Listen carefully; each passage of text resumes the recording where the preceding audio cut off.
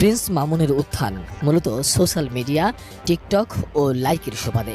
বাংলাদেশে এসব অ্যাপ জনপ্রিয়তার পেছনে কিছুটা হলেও মামুনের ভূমিকা আছে।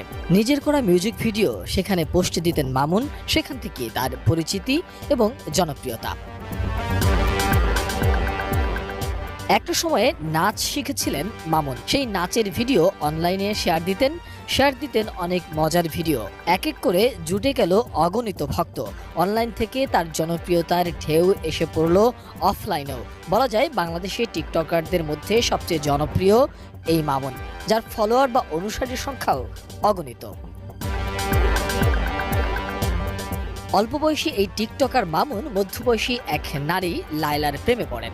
এরপর থেকে প্রিন্স মামুন ও লায়লা আক্তার টিকটকেও আলোচিত হয়ে পড়েন। ফেসবুক, ইউটিউবে, সামাজিক যোগাযোগ